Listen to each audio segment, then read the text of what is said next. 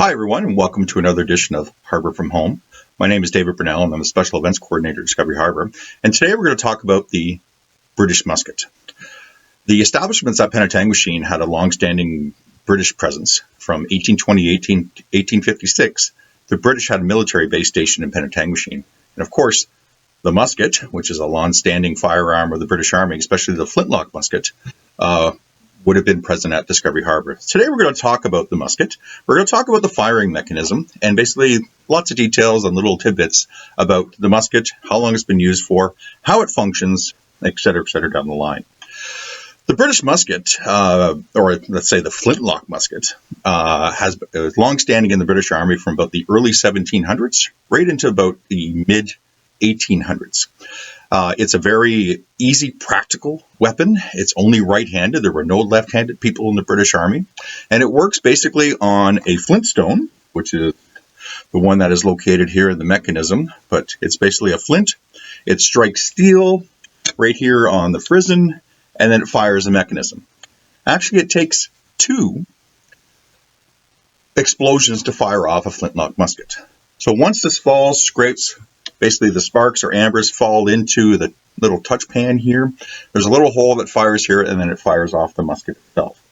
So we're going to go through the actual loading procedure of a flintlock musket, and it'll give you some perspective on, the accuracy, the timing. There's people who are always saying, well, gee, they got so close. Why did they have to get so close? It didn't seem very practical at the time when you're firing these muskets, but we'll discuss a little bit about those as we go along. So to be in the British Army at this point in time, soldiers, they required 2 things. Basically, they required a thumb and a finger on the right hand in order to fire the mechanism. And then they also required 2 teeth, one on the top and one on the bottom. So the charges for a musket were basically pre-rolled. This one doesn't have a musket ball in it, but normally there'd be a musket ball at the bottom of this charge, so it's all pre-rolled. The soldier would reach into the back pouch, he'd rip it open with his 2 teeth in his hands, and then he'd proceed to pour a little bit of the powder from the round into the pan. And you can see the touch hole, that little touch hole right down here that goes into the barrel. So this is the pan, and basically at that point in time, once the pan is loaded, we would take the rest of the powder, we would pour it down the barrel, and then put the musket ball would go in with the paper, and then we'd use the ramrod basically to pull it all down. I have another musket here that shows you the length that we're using with. So when the loading procedure would come into play, we'd basically pour the rest of the powder down the barrel, the musket ball would go in, we would pull the ramrod out, flip it around, and then we would load the barrel all the way down. And this usually took about between 15 seconds. And if they were really good and trained, you could probably do it in 12. So every 12 to 15 seconds, there would be a volley of, maybe not so accurate, but a volley of musket balls flying at the enemy at this point in time. The musket itself probably weighs about 12 pounds, with the bayonet maybe a little more. It's about 5 feet long. With the bayonet, it's probably almost 6 feet long, a little over 5. So it's a very, very handy, very practical, and very user-friendly weapon that the soldiers at the time could be trained and disciplined and basically become very accurate and very efficient in regards to firing the mechanism. An army that's using a flintlock musket and they're trained can do devastating facts. The harder you're trained, the better you fire, etc. down the line. You also have to remember that all the armies across the world were using this type of weapon, so there was no advantage on the other side. The French, the Americans, any other countries, Russia, etc., during that time period, early 1700s to the mid-1800s, they were using a flintlock musket. So there was no accuracy or no advantage at this point in time. So on the other side, they were using the same weapons. Obviously, cannons, all these other weapons and specialty weapons that were being developed were being experimented at the time, but this was the main weapon at the time. They referred to it as a brown bess. A lot of times the soldiers named it for maybe a sweetheart, but brown bess became the term in regards to it. It would get a brown barrel on it as well, so it became very practical for a nickname. So a brown bess India pattern musket. If it says Indian pattern, that means it was usually manufactured in India. A lot of them were made in London, the Arms Tower in London. So all over the world, practicality came into play. So we're going to talk a little bit more about the mechanism. So going back to the flintstone, of course, they'd be napstones a soldier would have. You put them inside the little clasp here that would hold the stone, and that could be adjusted. There's a little piece of leather right here that holds it, which would be just basically a folded piece of leather that would basically be able to clamp in and hold the flint in place in regards into the jaws of the firing mechanism for the musket. As I said before, the flint flies forward, and this is what we call a frizzen, and that would lock the powder in, actually. So once you put the powder in this little pan right here, you would close this, and you'd be able to load the rest of it down the barrel without all this powder falling out. So it is very, simple, but it also makes sure the soldiers are maintaining it and keeping it clean, especially during battle, because it gets fouled up and things on those lines, sparks, the touch hole may get blocked. So I'm going to see if we can get a little spark off this. Not loaded. Let me turn the light off here, and you know what? Let me see if I can turn this light down. Let's put that there for a second and see if we can actually get a spark. I don't know. Oh, there we go. Yeah, you can see the spark a little bit that happens. That's basically what it comes down to in regards to firing the mechanism. If you don't get that spark, of course, I made sure the weapon was unloaded before I did all this, but if you don't get that spark, the weapon would not fire. So it would fire off the pan, go through the little touch holes I talked about here, going through into the barrel, and then fire off the musket ball. This is a 75 caliber weapon. I'm going to get my lighting back again here in order to get things going. And it fires about a 72 caliber ball. So of course the ball has to be a little smaller than the barrel in order to fire. Now it's a lead ball, and the musket is not rifled. So it's a smoothbore weapon, and it's, they say it's not very accurate. So at about 50 to 100 yards is probably when you're in battle that you want to start firing at the enemy to get the maximum, I'll say, damage, inflict the mass injuries on them because of the accuracy of the weapon. Later on, when barrels got rifled, of course, that changed accuracy at the point. But basically, you load, and this also allows the soldiers to load quickly. So I know people say 12 to 15 seconds isn't, that's pretty long. Yes, it is pretty long in a battle. However, in a rifle barrel, once the rifle barrels came in, it took about a minute because they had to wind that musket ball all the way down the barrel as they went down and then basically fire it off. They were more accurate. They could be further away. However, the main core of the British Army at this point in time were using these 12 to 15 second loaded weapons, and they could fire fairly efficiently and fairly quickly. A couple of drawbacks to the weapon, of course. When I said you rely on this whole thing firing right here with a little spark flying down and hitting the powder in the pan here, going through the barrel and firing off the mechanism, it did not happen sometimes. So like wind, humidity, rain, of course, dampness, all affected the functionality of the weapon. So it was very important that the trained soldiers would be able to maintain the weapon, try and keep it firing even during, winter humidity, of course, and then, of course, battles tended not to happen in rain, but they did. However, battles may be postponed in regards to if the weather was not the greatest.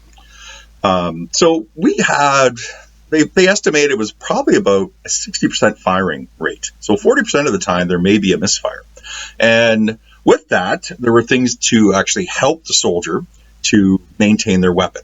So they'd have a musket tool, which is basically a screwdriver and a little pick. I could adjust the flints, change the flints if I needed as well, in order to, because they will get worn down. The pick also helps me clear the touch hole down here. So, there we go. I can clear the touch hole, but there is also another tool to help me with that. So I can use this tool. The other tool I would have is basically a pick and a whisk. So it's a little piece of brush the soldier would carry. They could clean out the pan. It also has a smaller pick on it that actually goes right through the touch hole and goes right into the barrel. It's just something like that. So it goes right in to the barrel and comes out, and that clears the touch hole because you have to make sure the touch hole is just. And there's also a napping hammer in here, and it's brass, so it doesn't cause any sparks. But I could nap this to make sure it's rough, because this flintstone has to be rough in order to scrape down the frizzen in regards to cause sparks in order to fire off the weapon. So other things and tools, of course, they would carry would be a clamp in order to replace some springs and stuff along those lines. And of course, during battle, obviously replacing springs and different things along those lines would not happen. But the minor maintenance that I told you about, clearing the touch hole, having a rag to wipe down the pan, wipe down the frizzen, keep everything going, was essential during battle in order to make it happen. There's a lot of terminology that came from the muskets. So if you, I don't have any, but if you have sideburns, this weapon basically brought about sideburns. So when you're firing the weapon, so if you have the weapon up towards you, the shoulder like this, and you're standing side by side with another person, there's a flash. So the flash, when this fires, there's a big flash that happens, which we may show you a little later, that comes off the barrel that actually would hit the person on their right. So a lot of the soldiers would grow basically hair down the side of their face, chops or sideburns, in order to help protect their face from getting burned. So therefore, the sideburns comes from this weapon. The other term that comes from this weapon that a lot of people use a lot of times is called flash in the pan. So flash in the pan usually means that something was supposed to happen and it didn't. So it was a flash in the pan. Oh my God, something happened. So this is where the term comes into play. So if this musket fired and just the flash and the pan went off, which the musket was the powder just in here, it's called a flash in the pan, and the musket would not fire. That means sometimes a touch hole is blocked, or maybe the flames just didn't reach the barrel inside, but that terminology comes into play a lot of times, flash in the pan, into modern English and modern society now. It is a very, I call it a tri-weapon. Of course, it's a musket. It can fire a musket ball. The other weapon it has also, it could be used as a club. It's very heavy, has a nice brass end on it in order to defend yourself. It also has a bayonet. So the bayonet itself would hook onto the end of the musket, like so, and then it would lock in. And basically, because of that 12 to 15 seconds between loading, you would need to defend yourself if there was a charge from the enemy at the time. And also, the British were very famous for their bayonet charges. Once they worn down the enemy with relentless, and I mean relentless musket fire, of course, they would probably do a bayonet charge in order to drive them off the field. And of course, getting stabbed with a bayonet, like anything, is not great. The bayonets were not sharp. So I could rub my hand up and down it, and it's not sharp. It's not a cutting tool. It was meant for puncturing. So you try and aim for the middle part of the body of the enemy and puncture, and you just want to wound them, get them out of action, move on. You can also fire it. You can fire the musket with the bayonet on. So that's why the bayonet is off to the side. So you can do both, etc. down the line. So I call it three friends in one. Basically, you had a bayonet to defend yourself. You could fire a musket ball. And of course, in close combat, you can also use the musket as a club. So very efficient at the time and at this point in time. So as always, avoid bayonets, avoid musket balls the best you can, because then you would end up with a sergeant at the time, which you'll get a better appreciation for our OHIP system here in Canada, or our healthcare system, in regards to how it was back during the War of 1812 times. So going back to the musket itself, I've gone through most of the tools and different things that we've done. So we're going to basically look at a little closer in regards to how it fires. So again, I'd rip open this with my teeth, and then I would have a little bit of powder in regards to, just turn this down, there we go. I'd have a little bit of powder, and I just kind of put it in the pan. So I put like a minuscule amount of powder, so in the pan here. So what we're going to try and do is, of course, it's all safe. I'm going to just do a little flash. It'll show you the amount of smoke that comes off. I'm not actually going to fire the weapon. However, I'm going to just show you the amount of smoke that just comes from the pan. Because a lot of these weapons, of course, at the time, there was tons of smoke. And they called it the fog of war. So if there was a big battle going on, like the Battle of Waterloo, there was like 25,000, troops and people fighting on the battlefield between the cannons and the muskets firing. All of a sudden, the whole battlefield gets obscured, where you actually couldn't even see the enemy. And they call that the fog of war, because there's so much smoke from the weapons that have filled the field, especially depending on the wind and stuff. It actually becomes blinding. And of course, you have to rely on your officer in order basically to make sure you're firing at the right direction and firing in where you're going. So what we're going to try is, and of course, we'll see how this works. I'm going to see if it flashes. And if it doesn't flash, of course, that would be, it's a misfire. So that means technically the sparks didn't hit down into the bottom, didn't fire off the weapon, and we're going to see how much smoke, comes off this. So remember, it's all safe. There's just a little bit, maybe I'll say 20, 25 grains, little grains of powder that are in the pan. You would definitely put more. Normally a round was about 120 grains, and that was a good firing round with the musket ball and everything inside in order to load and fire off the weapon. So everyone ready? Here we go. So we had a misfire, which is great. It gives you good perspective. Mind you, I didn't fill the pan as much as I should, as normally, in order to get a better firing right if I was in battle. But I'm going to adjust the flint a little more, and then I'm going to try again. So I cock it back, go down, and we're going to try again. Here we go. We got nothing again. So I'm going to keep trying here. I'm going to move the powder around just a little more, see if I can get some better angle. Here we go. Well, I was hoping for better results, so let's keep trying here. There we go. Perfect. So finally, so that was 3 misfires. Mind you, as I said before, there would have been a little more powder in the pan in order to catch the sparks and stuff that come into the pan. So you just saw that was a little bit of smoke, and that was like minuscule smoke. There would have been a large puff, and there would have been a roar, and the musket would have fired off, and then soldier would have grabbed the musket, and off he goes again. Again, the musket ball itself is very lethal. So, as I said, about 72 caliber ball. That hit, people are like, oh, that doesn't look, it's very big. If that hits you, it will cause devastating effects, especially if it hits your bones and stuff along the line. So getting hit with a musket ball back, especially in your main dorsal area, mainly resulted in death. A lot of times, even if you did survive the initial wound, you may, of course, die from gangrene, infection, and things along those lines. So, you know what? We're going to try this one more time to end off this review and stuff of the musket. So I'm going to try one more time. So here we go. So I'll give you a little more smoke maybe. Let's see if it works. There we go. Perfect. So there you go. A little bit of information about the Brown Bess Indian pattern British musket. So this concludes our Harbour from Home session on muskets. Thanks, everyone.